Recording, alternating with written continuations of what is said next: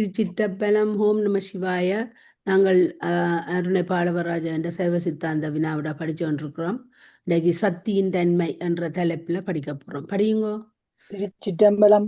ஒரு கோட்டன் இருசவியன் மும்மதத்தன் நால்வாயன் ஐங்கரத்தன் ஆறு தருகோட்டம் பிற இதழித்தாள் சடியான் ஒரு வாரணத்தின் தாள்கள் உருகோட்டு அன்பொடும் வணங்கியோவாதே இரவு பகல் உணர்வோர் சிந்தை திருகோட்டு அயன் திருமால் செல்வமும் ஒன்றோவெனச் செய்யும் தேவே. திருச்சிற்றம்பலம். என்ன தனா படியுங்கோ. தனா வேலையை போறது படிக்கட்டு போட்டு. தனா திருச்சிற்றம்பலம். திருச்சிற்றம்பலம். சத்தியது என்னை தன்னை சத்தியது தன்மை. மாணாக்கன் சம்புபட்ச அணுபட்சங்களை பற்றி விரிவாக விளக்கினீர்கள். எந்நிலையிலும் இறைவன் தனது செயல்களை நடாத்துதல் தனது சக்தியினாலே என்பது அவ்விளக்கங்கள் எல்லாவற்றிலும் அமைந்திருந்தது.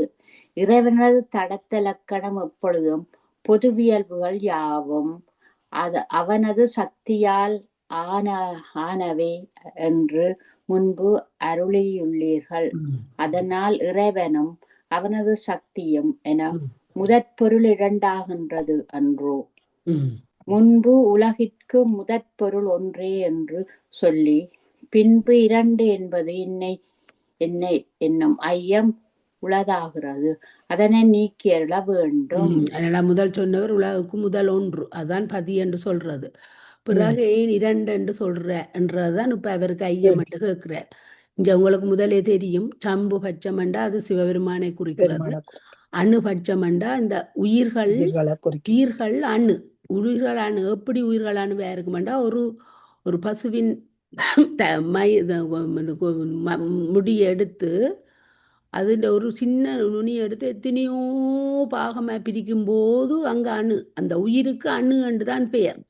அப்போ அணு அண்டுங்களுக்கு தெரிஞ்சாலே அது உயிரண்டு. எல்லாரும் சைவ சித்தாந்தம் படித்தாக்களுக்கு அணு அண்டா உயிரண்டு தெரிய வேணும். அப்போ அணு பட்சமண்டா உயிர் வர்க்கத்தை தான் சொல்றது. சம்பு பட்சமண்டா இவர் சம்போ மகாதேவர் இறைவனை சொல்றது. அப்போ அந்த விளக்கம் எங்களுக்கு வேணும். அணு அண்டா உயிரன்றது எங்களுக்கு தெரிய வேணும். அப்போ அது தெரிஞ்சா காணும். அங்கே அணுவிலே என்ன இந்த பிரகிருதி மாயையில வாரவ பிரம்மா, திருமால், விஷ்ணு, அந்த உருத்திரன், சதாசிவன் அவைகள் எல்லாம் தேவர்கள். அவைகள் அணுபட்சம். தேவர்கள் எல்லாம் உயிரண்டு எங்களுக்கு முதலே நாங்கள் சைவ சித்தாந்தத்தில் படிச்சிருக்கிறோம். அவைகள் எல்லாம் இந்த பிறந்து இந்த உலகத்தில் பிறக்கத்தான் இந்திரன் முதலானவர்கள் ஆசைப்படுகிறார்.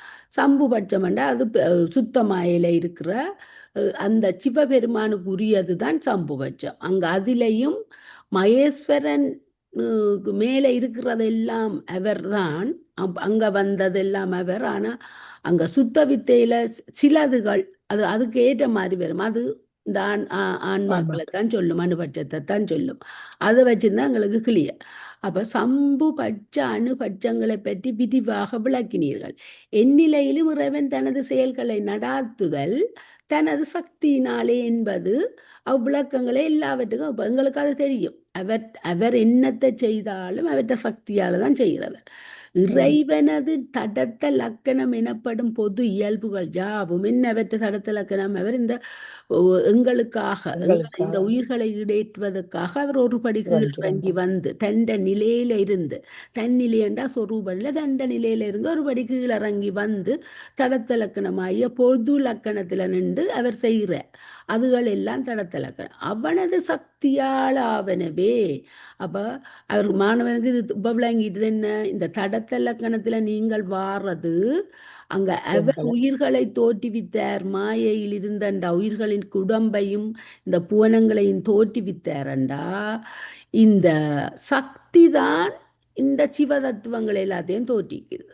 அவரை நாதம் நேற்று படிச்ச நாங்கள் நாதம் என்றது. அவர் இந்த உலகத்தை நோக்கும்போது, அது பொதுவாக நோக்கும்போது உலகத்தை அங்கே முழுக்க ஞான சக்தி தொழிற்பட்டு நாதம் என்றதுல அந்த நாதம் அவர் தான் சிவம் என்று நிற்குது. பிறகு அவர் இந்த உலகத்தை கிரியாசக்தி. பொதுவாக கருதும் போது அங்க முழுக்க முழுக்க விந்து தத்துவம் என்று கிரியாசக்தி முழுக்க அப்ப அது நேற்று படிச்சாங்களா அப்ப அதை தோற்றுவித்தவர் சிவன் என்றும் ஆனா இந்த இந்த அதை தோற்றுவித்தது அவற்றை சக்தி அவற்றை ஆற்றல் சக்தி அப்ப என்று என முதல் பொருள் இரண்டு ஆகிறது அப்ப அதனால் அவனது சக்தியால் ஆவனவே என்றும் முன்பேர் ஓகே அதனால் இறைவனும் அவனது சக்தியும் என இப்ப முதல் இறைவன் தான் முதல் பொருள்னு சொல்லிப்படி இப்ப சக்தியையும் சேர்த்து பொருள் இரண்டு என்று சொன்னா என்ன இறைவனும் சக்தியும் அதாவது சிவ சக்தி என்று இப்ப ரெண்டா சொல்றீங்கள் என்றது இப்ப அவருக்கு ஒரு குழப்பம் வந்து அதை கேட்கிறேன் படியுங்கதானா பொருள் ஆசிரியர் பொருள் என்று சொல் இரண்டு பொருளை தரும் சொல்லால் குறிக்கப்படுவன யாவை அவையெல்லாம் பொருள் என்பது ஒன்று இதுவே பொருள் என்று சொல்லின் நேர் பொருள் பல பெற்றிகளுக்கு அதாவது தன்மைகளுக்கு சார்பாய் நிற்கும் பொருள் என்பது மற்றொன்று இது பலவற்றிற்கு பொதுவாய் நிற்கும் ஒரு பெயரை அவற்றுள் தலைமையுடைய ஒன்றினை மட்டுமே குறிப்பதாக கொள்ளப்படும் முறையில் வரும் பொருளாகும் பொருள் இப்ப ரெண்டு பொருளாண்டா என்னன்றதுக்கு தான் இப்ப அங்க ஆசிரியர் மட்டும் சொல்ற பொருள் என்ற சொல் இரண்டு பொருளை தரும் என்ன நாங்கள் படிக்கிற சக்தியும் அவரும் சிவமும் சக்தியும் பொருளாலும் ஒன்று கலப்பாலும் ஒன்று ஆனா ஆன்மாவும் சிவமும் பொருளால் இரண்டு கலப்பால் ஒன்று அப்ப அங்க அதைத்தான் இப்ப விளங்கப்படுத்த போறார் பொருள் என்ற சொல் இரண்டு பொருளை தரும் சொல்லால் குறிக்கப்படுவன யாவை அவை எல்லாம் பொருள் என்பது ஒன்று இதுவே பொருள் என்ற சொல்லின் நேர்பொருள் பல பொருள் என்றா அங்க ரெண்டு இருக்குதுன்னு பொருள் என்றாக்க ரெண்டு சேர்ந்ததுதான் ஒரு பொருள் என்று அவர் சொல்றார் பல வெற்றிகளுக்கு தன்மைகளுக்கு சேர்வாய் நிற்கும் பொருள் என்பது மற்றொன்று இது பலவற்றுக்கு பொதுவாய் நிற்கும் ஒரு பெயரை அவற்றை தலைமை இது இலக்கணம் தொல்காப்பியம் நாங்கள் இதை கூர்ந்து கவனிச்சா தான் எங்களுக்கு விளங்கும் அப்ப நாங்கள் அதை விட்டுட்டு எங்களுக்கு பொருள் என்றதுக்கு ரெண்டு சொல்லலாம் என்றது மாத்திரம் விளங்கினா காணும் பல பெற்றியற்கு சார்பாய் நிற்கும் பொருள் குணத்தை நோக்கி குனி என்றும் அவயவத்தை நோக்கி அவையவே என்றும் உடைமையை நோக்கி உடையது என்றும் இங்கனம் பலவாறாக சொல்லப்படும் இதற்கு அமைந்த நீர் சொல் முதல் என்பது எனினும் பொருள் என்பது முதல் என்னும் கருத்தையே வழக்கின் கண் பெரும்பாலும் உள்ளது ஏனையவை குணம் அல்லது பண்பு அவயவம் அல்லது சினை உறுப்பு உடைமை முதலிய சொற்களாலேயே எங்களுக்கு முதலே தெரியும் குணமண்டா பண்பு நாங்க தமிழ்ல சின்ன வயதுல படிச்சிருக்கிறோம் அதாவது அவயவம் அல்லது சினை உறுப்பு உடைமை அப்ப குணமண்டா ஒரு பண்பு குணப்பெயர் ரெண்டு படிச்சிருக்கிறோம் பண்பு பெயர் என்ன குணப்பெயர் அவயவம்ண்டா இப்ப எங்களுக்கு இந்த கை இந்த விரல் இதுகள் எல்லாம் அவயவங்கள் உறுப்பு கண் மூக்கு இதுகள் அவயம் அதாவது ஒரு சின்ன உறுப்புன்னு சொல்றது உடைமை முதலிய சொற்களாலே வழங்கப்படும் முதல் என்பதனையே வடநூலர் திரவியம் என்பர் எனினும் திரவியம் என்பதனை பொருளன்றே பெரும்பான்மையும் தமிழில் மொழிபெயர்த்து வழங்குகின்றனர் தமிழில் பெயர் என்பது முதல் என்பதையே அது பின்பு முதலினை குறிக்கும் சொல்லுக்கு ஆயிற்று பின்பு இலக்கணத்தில் பெயரோடு ஒப்ப வேற்றுமையை ஏற்பனவெல்லாம் பெயர் எனப்பட்டன இதனை பெயரற்றொன்றும் பாலறி கிளவியும் என்னும் தொடராலும் அதன் உரைகளாலும் அறியலாம்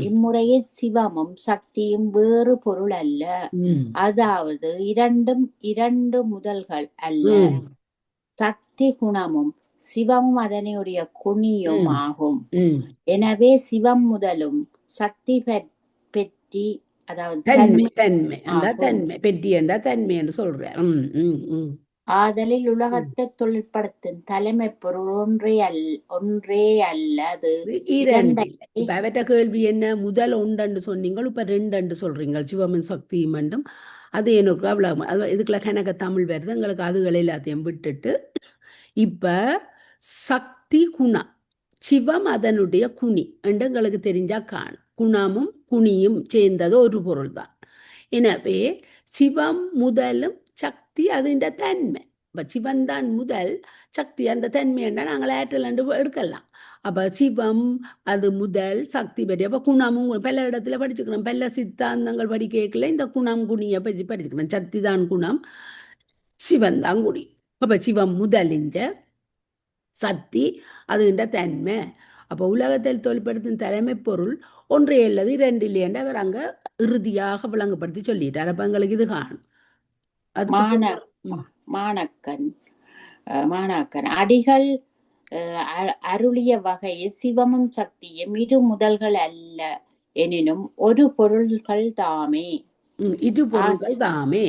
இது என்ன இரு முதல்கள் அல்ல எனினும் இரு பொருள்கள். அவருக்கு இன்னும் டவுட்டா இருக்குது. நீங்கள் இப்ப சொல்லினோம் அங்க சக்தியும் குணமும் குணியும் என்ற ரெண்டு பொருள் இருக்குத்தானே.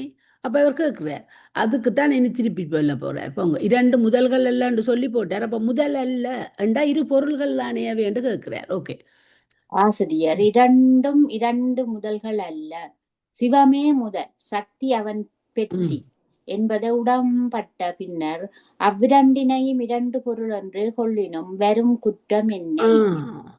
ஒன்றும் இல்லை. ஆதலில் தலைமையாய் தன் வழி நிற்பதும் அங்கன நில்லாது ஒன்றின் வழிபட்டு நிற்பதும் என பொருள் இரண்டு வகைப்படும் என்று ஆகி சிவம் தலைமை பொருளும் சக்தி அதன் வழியாய் நிற்கும் பொருளுமாம் என்பதே முடிவாகும்.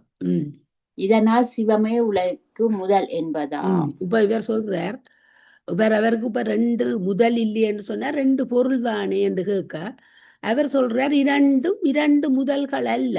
திருப்பி விளங்கப்படுத்துறார், ரெண்டும் ரெண்டு ஒரு முதல் தான். ஆனா அங்க சிவன் தான் அந்த முதல். இந்த சக்தி அவன் பெட்டி, அதாவது அவன் தன்மை. அப்ப பொருளுக்கும் முதலுக்கும் தன்மைக்கும் வித்தியாசம் இருக்குத்தானே. அதாவது அவர் விளங்கப்படுத்துறார், இப்ப ஒரு இடத்துல அதாவது வீட்டுல அப்பாதான் தலைவரண்டா அங்க பிறகு மிச்ச கதை இல்லை. அவர் தான் தலைவர். அங்க தலைவி என்ற சொல்லுக்கு இடம் இல்லை. அவர் சொல்றதுதான் அவர் தான் எல்லாத்தையும். அப்ப அங்க தலைவன் அதாவது சிவன் தலைமை பொருளும் சக்தி அதன் வலித்தாய் நிற்கும் பொருளுமா. அவர் என்ன சொல்றாரோ அந்த தலைமை என்ன சொல்லுதோ அதன்படிதான் அங்க மனைவியும் கேட்பா. அப்பா என்ன சொல்றாரோ அதன்படிதான் அம்மாவும் கேட்டு நடப்பா, பிள்ளைகளும் கேட்டு நடப்பா. அதன் வலித்தான் நிற்கும் பொருளுமாம் என்பதே முடிவாம். அப்ப அதங்களுக்கு விளங்கிட்டா சரி. அப்ப சிவமும் சக்தியும் ஒரு பொருள். ஆனால் அங்க முதல் சிவம் அந்த சக்தி அதுன்ற தன்மை. எத்திரம் நின்றான் ஈசன் அத்திரம் நிப்பாளவளும். அது விளங்கிட்டு எங்களுக்கு சரி. எத்திரம் நின்றான் ஈசன் அத்திரம் நிப்பாளவளும். அதுதான் சிவஞான சித்தியார் எங்களுக்கு சொல்லி தந்தது. அப்ப அதுதான் நாங்க முதல் ஒன்றுதான் பொருள். அப்போ ஒன்றுதான் வழியா ரெண்டு இல்லைன்றதை திருப்பி திருப்பி இங்க சொல்றேன். இப்ப படியுங்க. சிவமும் மாணாக்கன் சிவமும் சக்தியும் இரு முதல்கள் அல்ல விடினும் இரு பொருட்களாதலின் அவற்றிடை அமைந்த இயல்பு எத்தகையது. ஆசிரியர், முதலுக்கும் அதன் பெற்றிக்கும் அமைந்த இயல்பே சிவத்திற்கு சக்திக்கும் அமைந்த இயல்பாகும். இப்ப சிவமும் சக்தியும் இரு முதல்கள் அல்ல விடினும் இதில் அவருக்கு இன்னும் ஐயம் இருக்குது. இரு பொருள்களாதலின் அவற்றிடை அமைந்த இயல்பு யாது. அப்ப அவை இரு முதல்கள் அல்ல, ஆனா இரு பொருள்கள். ஏன் சிவம் என்ற ஒரு முதல் இருக்குது, அது இந்த பெட்டி என்றது சக்தி, அதாவது அது பெட்டி என்றது இந்த தன்மைய. அப்ப அவையிட்ட இருந்தா அந்த இயல்பு என்ன, அது எத்தகைய இயல்பு என்று கேட்கிறார். அப்ப அவர் சொல்றார், முதலுக்கும் அதன் பெட்டிக்கும் அமைந்த இயல்பே சிவத்துக்கும் சக்திக்கும் அமைந்தது. அதாவது அங்க என்ன சக்தி குணமண்டா இந்த சிவன் தான் குணி. அப்ப முதலுக்கும் அதன் பெட்டிக்கும் உள்ள இயல்பு எத்தகையது என்று மாணவன் கேட்க அதையும் படிச்சு விடுங்க. ஆசிரியர், ஒரு முதலுக்கும் மற்றொரு முதலுக்கும் உள்ளது இயல்பே உண்மை இயல்பு. இவ்வியல்பு கூட்டம் உடலினை முதலியனவாக அமையும். முதலுக்கு அதன் பெற்றிக்கும் உள்ள இயல்பு அவ்வாறின்றி பான்மை இன்மையே ஆகும். அதாவது முதலும் அதன் பெற்றியும் உண்மையில் பொருள் ஒன்றேயாய் ஒரு வாற்றான் இரண்டாக புலப்படும் அத்துணையாய இயல்பா. ஆகவே முதல் இன்றி அதன் பெற்றி இல்லை. பெற்றியின்றி முதலில்லை. முதலே பெற்றி, பெற்றியே முதல். ஆதல் சிவமும் சக்தியும் ஒருவாற்றன் இரண்டாக புலப்படுகின்றனையே அன்றே, உண்மையில் அவை இரண்டு பொருள் அன்றே. எனவே சிவமின்றி சக்தி இல்லை, சக்தியின்றி சிவம் இல்லை. சிவமே சக்தி, சக்தியே சிவம். இதை நாங்கள் முந்தைய திருவிளையாடல் என்ற படத்துல அங்க சிவமின் சக்தியும் வந்து அவருக்குள்ள பிரச்சனை நடக்க அவவே சொல்லுவா, சிவமின்றி சக்தியில சக்தி, நான் இல்லாம நீர் இயங்கலா, நீர் இல்லாம நான் இயங்கலா.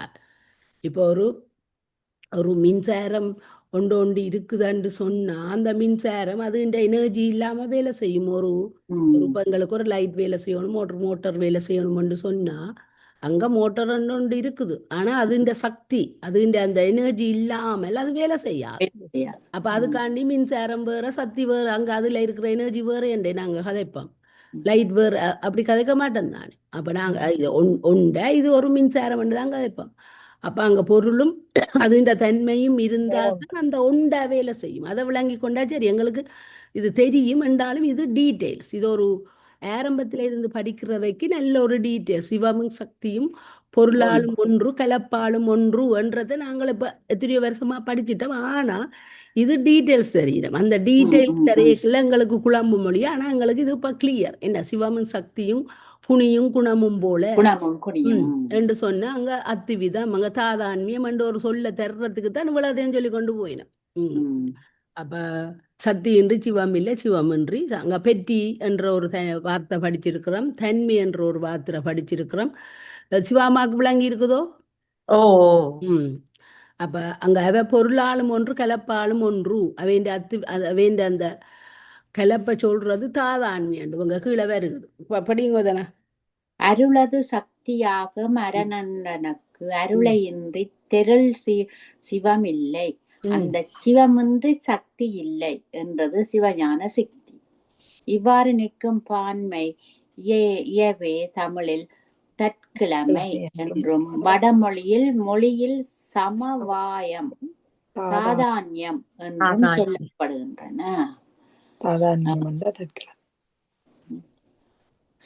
பெற்றியின் திரட்சியே முதல் ஆதலின், முதலும் அதன் பெற்றியும் உண்மையில் ஒரு பொருளே ஆயினும் தக்க மதம் தார் அவைகளை பெரிதும் வேறுபட்ட பொருளாக வைத்து பரதுபட்ட ஆராய்ச்சியினால் நிறுவ முயல்வர். எனினும் அவை எல்லாம் சைவ சித்தாந்தத்திற்கு சிறிதும் ஒவ்வாதனவாகும். இவ்வாறு சிவமும் சக்தியும் ஒரே பொருளே என்பதனால் சிவம் பெரிதோ சக்தி பெரிதோ ஒன்று ஆராய்வதற்கு சைவ சித்தாந்தத்தில் சிறிதும் இடமில்லை என்க. மேல எடுக்கும் கமலா. ஓகே, என்ன சொல்லினோம்?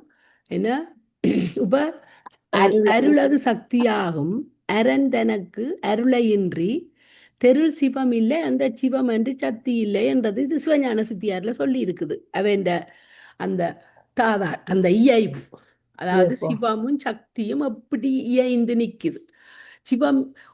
சிவம் இல்லாட்டி சக்தி வேலை செய்யாது, சக்தி இல்லாட்டி சிவம் வேலை செய்யாது.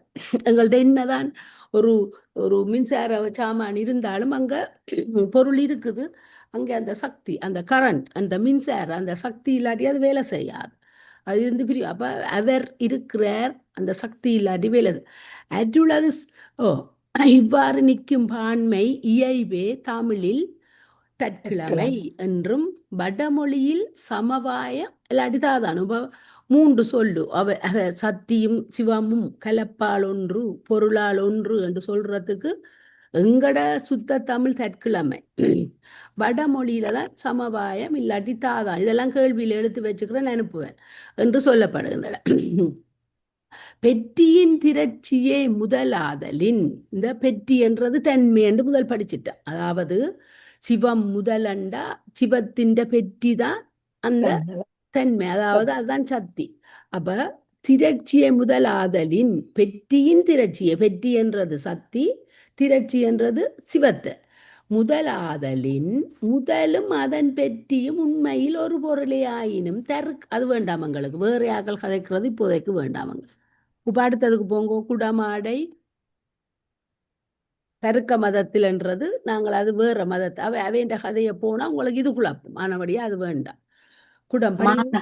மாணாக்கன் குடம் ஆடை முதலிய பொருட்களின் முதலும் அவற்றது பெற்றியும் இரண்டு போல காணப்படவில்லை, ஒன்றாய்த்தான் தோன்றுகின்றன.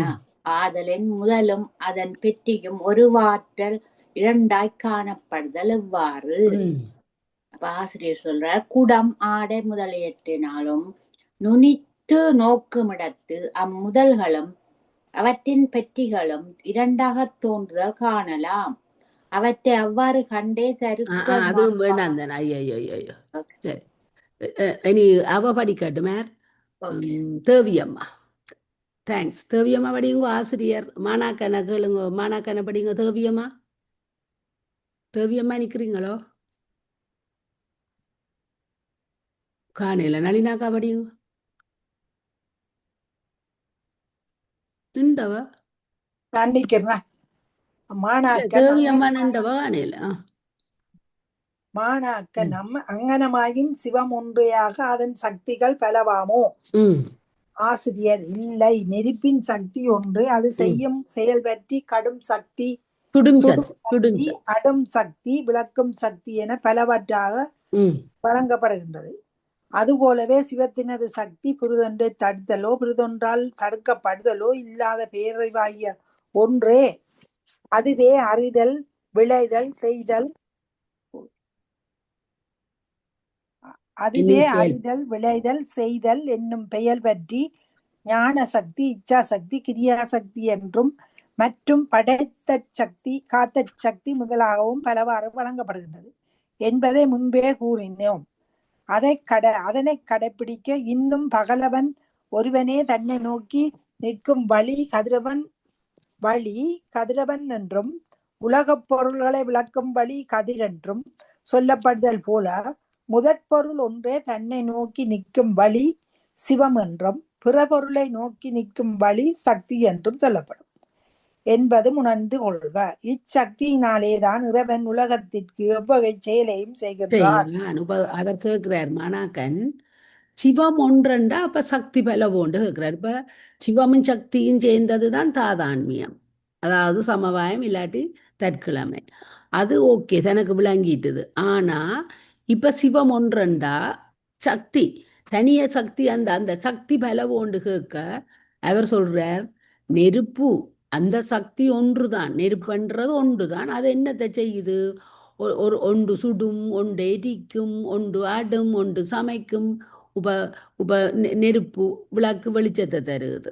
மற்ற நெருப்பு ஒன்று அவிக்குது, ஒன்று பொரிக்குது, ஒன்று ஸ்டீம் பண்ணி தருகுது, ஒன்று எங்களுக்கு தண்ணியை குடிக்கிறதுக்கு. அப்போ அந்த அந்த சுடு என்றது நெருப்பு என்ற தன்மை பல வேலைகளை எங்களுக்கு செய்யுது.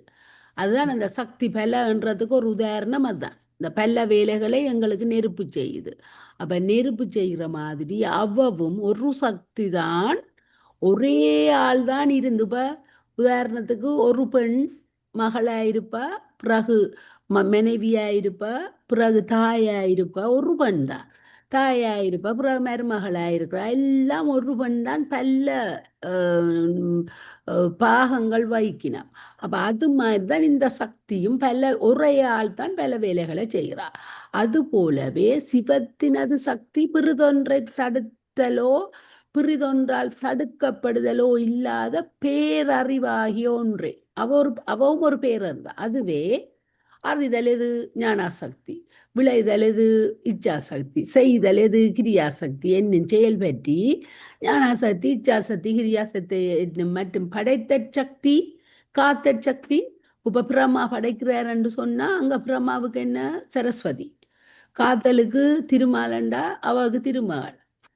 ஆனால் இறைவென்ற சூலத்தில் இருக்கிற அந்த படைத்தல், காத்தல், அழித்தல், அதுக்கு ஆரணி, ஜனனி, திரையாத்திரி என்று 3 சக்தி. அது சிவம் என்று வரைக்கும் அவர் படைத்தல் தொழிலை செய்யும் போது சம்புபட்சம்.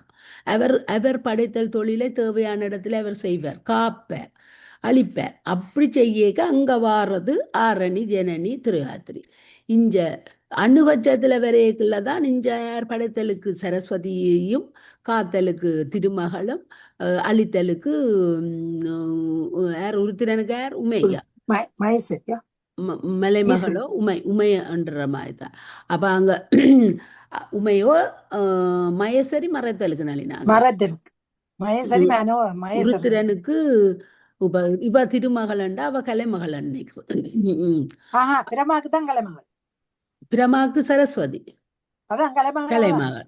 அப்ப திருமகள் இது மலைமகளே என்னவோ நேற்று ஏதோ படிச்சனாங்க என்றும் சக்தி முதலாகவும் பலவாகவும் வழங்கப்படுகிறது என்பதை முன்பே கூறு. அதனை கடைபிடிக்க இன்னும் பகலவன் ஒருவனே தன்னை நோக்கி நிற்கும் வழி கதிரவன் என்றும் உலக பொருளை விளக்கும் வழி. இப்ப பகல சூரியன் ஒன்றுதான், இன்னும் கூட விளக்குறாரு உங்களுக்கு. சூரியன் ஒன்றுதான், ஆனால் தன்னை நோக்கி நிற்கும் வழி கதிரவன். என்ன எங்களுக்கு கதிரவன் தான் எங்களுக்கு உதவி செய்யுது. உலக பொருளை விளக்கும் வழி கதிர் என்று சொல்லப்படுதல் போல முதல் பொருள் ஒன்றே தன்னை நோக்கி நிற்கும் வழி சிவம் என்றும் பிற பொருளை நோக்கி நிற்கும் வழி சக்தி என்றும் சொல்லப்படுது. பிற பொருளை அப்ப என்பது முனைந்து கொள்ள இச்சக்தினால் தான் இறைவன் உலகத்துக்கு எவ்வகை செயலையும் செய்கிறான். இப்ப கொஞ்சம் எங்களுக்கு சக்தியை பற்றி விளங்கிடுது.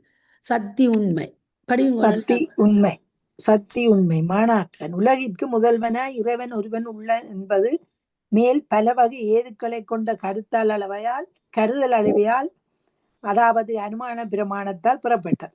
ஆயினும் அவ்விறைவன் இவ்வாறு தானும் தன் சக்தியும் என இருகூறன் கூற்றான் இயந்து நிற்கின்றான் என்பது எவ்வாறு பெறப்படுகின்றது? மாணாக்கன் கேட்கிறான், உலகுக்கு முதல்வன் இறைவன் என்று சொல்லிட்டீங்கள், இப்ப மேல் பல வகை ஏதுக்களை கொண்ட கருதல் அளவையால், இப்ப கருதல் அளவு ஏதுக்கள் எங்களுக்கு தெரியும் என்ன, புகை என்ற ஏதுவை வச்சு நாங்கள் அங்க நெருப்பு இருக்கின்ற அனுமான அளவையால் அதாவது கருதல் அளவையால கண்ட மாதிரி இப்ப மேல் பல வகை எழுதுக்களை கொண்ட கருதல் அளவையால் அதாவது அருமான பிரமாணத்தால் புறப்பட்டதாயினும் இதுகளெல்லாம் என்ன கருதல் அளவையால தான் இதுகளை எல்லாம் சொல்லினோம் எங்களுக்கு. அவ்விறைவன் இவ்வாறு தானும் தன் சக்தியும் என இக்கூற்றான் இயந்து நிற்கின்றான் என்பது எவ்வாறு புறப்படுறது? இப்ப கருதல் அளவையால தான் முதல்வன் ஒருவன் இருக்கிறான், அவன் தான் அழித்தல் கடவுள், அவன் அழித்தல் கடவுள் யாரு வேணும், அவன் தான் இந்த படைத்தலை செய்ய முடியும். அப்ப படைத்தலை செய்கிறவன் எவனோ அவன் தான் உலகுக்கு முழு முதல் கடவுள் என்று சொல்றீங்கள். அதெல்லாம் அனுமான அழுவியால அருளாளர்கள் கண்டதை சொல்லிடுறீங்கள். அப்ப இது சக்தி தான் அங்க அவர் இருக்கிறார் என்று நீங்கள் என்னென்று இதுகளை கண்ட நீங்கள் என்று சொல்றதுதான் இப்ப இது சொல்ல போறார். சொல்லுங்க. ஆசிரியர் உலகிற்கு முதல்வனாகிய இறைவன் ஒருவனே அன்றி பலர் இல்லை என்பதும் அவ்விறைவன் பொன்னும் மணியும் போல உலகமும் தானும் ஒரு பொருளே ஆகாமலும் இருளும் ஒளியும் போல உலகமும் தானும் சிறிதும் இயல்பில்லாத இரு பொருள்கள் ஆகாமலும் உடலுயிர் போல கலப்பினால் ஒன்றாயும் கண்ணொளியும் கதிரவன் ஒளி போல தன்மையால் வேறாயும் கண்ணொளியும் உயிரறிவும் போல உலகத்தோடு எங்கும் உடனாயும் நிற்பன் என்பதும் முன்னர் பலவாற்றான் விளக்கினோம் என்றோ. காலமே நாங்க வினாவன்பாவில சிவபெருமான் அத்திவிதமா எங்களோட எப்படி நிற்கிறார், ஒன்றாய் வேறாய் உடனாய். அது இங்க வருது. இப்ப உலகிற்கு முதல்வனாகிய இறைவன் ஒருவனே பலர் இல்லை, அது எல்லாருக்கும் தெரியும். அவ்விறைவன் பொன்னும் மணியும் போல, அதாவது பொன்னும் அதுல அந்த பொன்னால செய்கிற மணி போல உலகமும் தானும் ஒரு பொருளே ஆகாமலும். உலகமும் பொருளும் ஒரு பொருள் அல்ல. இந்த சிவமின் சக்தியும் ஒரு பொருள் மாதிரி உலகமும் அவனும் ஒரு பொருளோ இல்லை. இருளும் ஒளியும் போல உலகமும் தானும் சிறிதும் இயைவில்லை. அது இருளும் ஒளியும் ஒரு எதிர்ச்சொல்லுகள். என்ன இருள் அண்டா ஒளி, அது பகை பொருள் ரெண்டும். இருள் வந்தா ஒளி நிக்காது, ஒளி வந்தா இருள் நிக்காது. அப்ப இருளும் ஒளியும் போல தானும் சிறிதும் இயைவில்லாத இரு பொருள் ஆகாமலும் உடல் உயிர் போல, உடல் இல்லாமல் உயிர் இல்லை, உயிர் இல்லாமல் உடல் இல்லை. இந்த உயிரை கண்மங்களை போக்குவதற்காகத்தான் உடலை தந்தவர். அதே நேரம் இந்த உடல் இருந்து உயிர் இல்லாட்டி அங்க உடல் சாட்டம் செத்து போயிடும். அப்ப உடல் உயிர் போல கலப்பினால் ஒன்றாயும் கண்ணொளியும் கதிரவனும் ஒளியும் போல தன்மையால் வேறாயும் கண்ணொளியும் உயிரறிவும் போல உலகத்தோடு உடனாய் நிற்ப. இந்த ஒன்றாய் உடனாய் வேறாய் என்றதுக்கு இதை விட உதாரணம் உங்களுக்கு இல்லை. இதை எடுத்து வச்சிங்களா உறைவன் உயிரோட எப்படி அத்திவிதமா நிற்கிறான்ன்றதுக்கு இந்த இவ்வளவு தான் சரி. எது உடல் உயிர் போல கலப்பினால் ஒன்றாயும் கண்ணொளியும் கதிரவனும் ஒளியும் போல தன்மையால் வேறாயும் கண்ணொளியும் உயிரறிவும் போல உலகத்தோடு எங்கும் உடனாயி நிப்ப. இது முதலே படிச்சுட்டா. நல்ல ஒரு விளக்கம் உண்டேக்கு உங்களுக்கு. விடிய படிச்சதுக்கு இங்க மறுமொழி இங்க வந்துட்டு. ஆம் இறைவன் ஆம் இறைவன் உலகத்தோடு ஒன்றுமாகாமல் வேறுமாகாமல் உடனாய் நிற்றலே அத்துவித இயல்பு என்று அருளி செய்வீர்கள். ஆசிரியர், ஒருவனாகிய இறைவன் பலவாய் பரந்த எல்லா உலகு உயிர்களோடும் எங்கும் உடனாய் நிற்றல் எவ்வாறு என்று நேத்து பார்த்தாயோ? சரி, இனி அவ படிக்கட்டுமே. மாணாக்கர் மாணாக்கரையும் படிச்சுட்டு விடுங்க, அவ படிக்கட்டும். இல்ல அதை படிக்கட்டும், அவ படிக்கட்டும். படியுங்க. வேற என்னது சொல்லுவார். இறைவன் உலகத்தோடு ஒன்றுமாகாமல் வேறுமாகாமல் உடனாய் நிற்றலே அத்திவிதி ஐயோ என்று அருளி செய்தீர்களே என்று காசு சொல்லுவார். ஒருவனாகிய இறைவன் பலவாய் பரந்த எல்லா உயிர்களோடும் எங்கும் உடனாய் நிற்றல் எவ்வாறு என்று நினைத்து பார்த்தாயோ என்று ஆசிரியரே இந்த கேள்வியை கேட்கிறார். இப்ப மாணவன்கிட்ட மாணவன் சொல்றாரு, அதை பெற்றாடி என் நினைத்து பார்க்கவே இல்லையோ, நான் அதை யோசிச்சு பார்க்கலையே. அப்ப அவரை விளங்கப்படுத்த சொல்லித்தான் கேட்க. உலகேழு என திசை பத்து எனத்தான் ஒருவனுமே, உலகேழு என திசை பத்தென தான் ஒருவனுமே பலவாகி நின்றவா தோல் நோக்கமாடாமொன்னு மாணிக்க வாசகர் இதை படிச்சிருக்கிறாரா என்ற அருளாசிரியர் சிவாமா படியுங்கோ என்று அருளாசிரியர் இந்நிலையை வியந்து பாடுகின்றாரன்றோ. ஒருவன் எங்கனம் பல விடத்தும் இருத்தல் இயலும், இது ஐயத்திற்கு உரியதாய்த்தான் இருக்கின்றது. இப்ப அவர் கேட்கிறார், நீங்க சொல்றீங்கள் ஒன்றாயுடனாய் பலவாய் வேறாய் எல்லாம் சொல்றீங்கள். அப்ப அவர் மாணாக்கன் இப்ப இது உலகுகளை என திசை பத்தெனத்தான் ஒருவன் எல்லா இடத்திலும் அவர் பலவாகி நிற்கிறார் என்று மாணிக்கவாசகர் படிச்சதை ஞாபகப்படுத்தி மாணவன் தான் கேட்கிறார். இந்நிலையை விரைந்து பாடுகின்றார் என்றோ. ஒருவன் எங்கனம் பல இடத்தும் ஒருவன் தான் முதல் என்று சொல்றீங்க, அவன் எங்க எல்லா இடமும் இப்படி எப்படி பறந்து நிற்க முடியும் என்று கேட்கிறதுக்கு ஆசிரியர் சொல்றார் பாருங்கோ. அது எவ்வாறு காசியில் கங்கையில் ஐயம் வேண்டாய் ஒருவனாய் இறைவன் தனது சக்தியினால் எங்கு நின்றான் என்று சொல்றார். உனக்கு ஐயம் வேண்டாம், ஐயம் வேண்டா தெரியும் தானே, சந்தேகம் வேண்டாம் என்று அவர் அறுதியா சொல்லி போட்டு சொல்றார். சந்தேகம் உனக்கு தேவையில்லை, ஒருவனாய் இறைவன் தனது சக்தி, முதல் தானே சக்தியை பற்றி தானே படிச்சு கொண்டிருக்கிறோம். இப்ப தனது சக்தியினால் எங்கு நிற்கிறான். இப்ப அவற்ற சக்தி தானே இந்த உலகத்துல வந்து நின்று எல்லாத்தையும் செய்யுது. அப்ப அவற்ற சக்தியினால் தான் எங்கு நிற்கின்றான் என்று உணர். அப்ப மாணாக்கன் திருப்பி கேட்கிறார் பாருங்கோ. அகது எவ்வாறு காசியில் கங்கையில் மூழ்கி கடமையாற்றுகின்ற ஒருவன் அந்த நேரத்திலேயே கன்னியாகுமரியில் மூழ்கி கடமையாற்றுதல் என்பது எவ்வாறு இயலும்? கடவுளை விட்டுட்டு கேட்கிறார். இப்ப நாங்கள் போய் காசியில நின்று கடமையாற்றி கொண்டிருக்கிறோம். பிறகு நான் கங்கையிலையும் அதே நேரம் நின்றானே என்றது எங்களை வச்சு கேட்கிறார். அப்படி கடவுளை அவர் காசியில நிற்கிறார், பிறகு கங்கையில நின்று ஒவ்வொருத்தருக்குள்ள நின்று செய்கிறார்ன்றது எங்க அது இப்படி பொருந்தும், அதை விளக்கம் கொண்டு கேட்கத்தான் இப்ப சொல்றார். அது நம்ம நூறுக்கு இயலாது, எங்களுக்கு இயலாது. ஆயினும் எளிதில் இயல்வதே அதுதான் அவனது அதிசய நிலை, அந்நிலைதான் அவனது வியத்தகு சக்தி. அப்ப அதை சொல்றது அவற்றை சும்மா சக்தி என்று சொல்ல இல்லை. அவன் எங்கும் எதிலும் எல்லா இடமும் வியாபித்து இருக்கிறான் என்றது அவற்ற கேள்வி, மாணவற்ற கேள்வி. அப்படி என்றா ஒரு ஆள் என்னண்டா அப்படி எல்லா இடம் நிக்கலாமண்டா, அதுக்குத்தானே அவர் சொல்றார் அந்நிலைதான் அவனது அதிசய நிலை, அதாவது அவனது வியத்தகு சக்தி. அப்ப சக்தி பல வேறா பிரியுதண்டு படிச்சிட்டோமல்லோ, அவற்றை ஆற்றல் சக்தி எல்லா இடம் நிற்கும். அப்ப எனப்படுகிறது. ஆகவே இறைவன் என்னதொரு சக்தியை உடையவன் என்பது அது ஒரு வியத்தகு சக்தி. வியத்தகு சக்தி நாங்கள் இவ்வளவு நாளும் அந்த அதிசய நிலை வியத்தகு சக்தி என்று சக்தி எவ்வளவு ஆழமா படிக்கல. இப்ப ஒரு புது புது சொல்லுகள் எல்லாம் உங்களுக்கு வருது. இதெல்லாம் கேள்வியை எடுத்து வச்சுக்கிறேன், போட போறேன். ஆகவே இறைவன் அன்னதொரு சக்திய உடையன் என்பது நன்கு புறப்படுறது. உபமானாக்கம் திருப்பி ஒரு கேள்வி கேட்கிறான்னு பாருங்க. ஆம், இறைவன் இவ்வுலகம் முழுவதையும் ஆக்கி காத்து அழித்து நடாத்தும் பெரியவனாகலின் அவன் இவ்வாறு எங்கும் நிறைந்து நிற்கும் பேராற்றலை உடையனாதல் பொருந்துவதேயாம். எனினும் அதற்கு ஓர் எடுத்துக்காட்டு கூறினால் இனிது விளங்கும். சரி, அப்ப என்ன?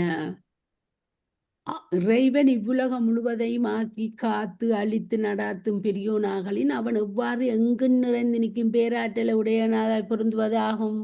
எனினும் அதற்கு ஒரு எடுத்துக்காட்டு கூறினாள். அவர் சொல்றார், நீங்க சொல்றீங்கள் அவன்தான் ஆக்குறான், அதாவது படைக்கிறான், காக்குறான், அழித்துறான், அப்படி ஒரு செய்கிற அந்த பெரியோன் அவன் இவ்வாறு அவன்தான் இதையும் செய்ய வேணும். இந்த உலகத்தையும் இந்த உலகத்துக்கு இந்த உயிர்களுக்குரிய உடல்களையும் இந்த புவனங்களையும் எல்லாத்தையும் தான் அவன் ஆக்கி காத்து அழிக்கிறான்.